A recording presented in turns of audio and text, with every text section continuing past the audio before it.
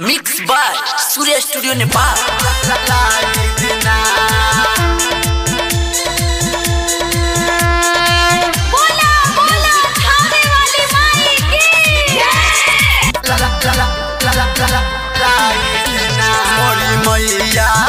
मोरी मैया के ललकी चुनरिया बजरिया से लाई दिना, बजरिया से लाई दिना।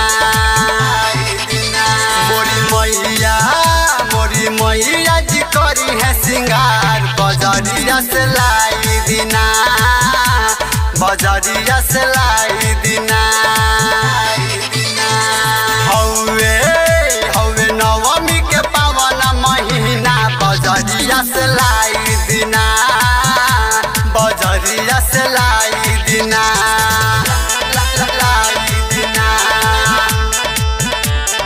Mix by Surya studio Nepal. बोल सच्चा दरबार की। हवे नवमी के पावन महीना बजरिया से लाई दिना, लाई दिना।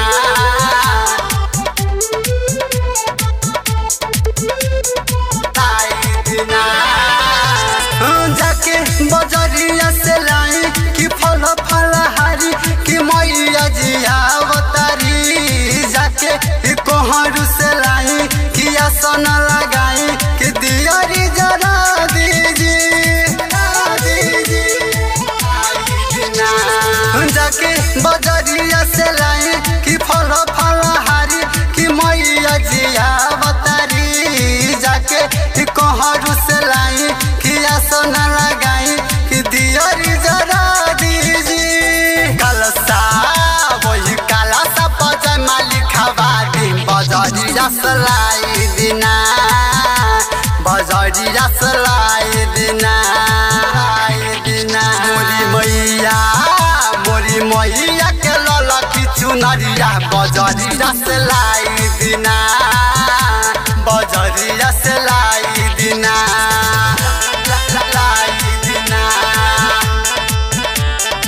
Mix by Surya studio Nepal.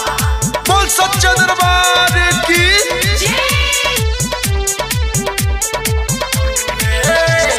नवमी के पावन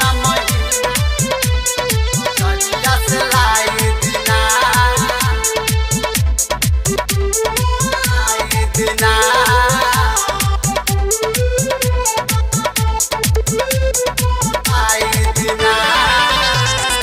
अमित राजेश रौरा सुनी कि ओढ़ाउले दीजी। मैया के झूलू वाला गादी कि मैया के झूला दी कि निमिया लगा दीजी, लगा दीजी। बोल सच्चा दरबार की। अमित पिंटू रौरा सुनी कि ओढ़ाउले दीजी। मैया के झूलू वाला गादी कि मैया के झूला दी कि निमिया लगा दीजी। मौसम देख मौसम वीरेंद्र के बोला दी कि पचरा गवा दीजी, कि पचरा गवा दीजी।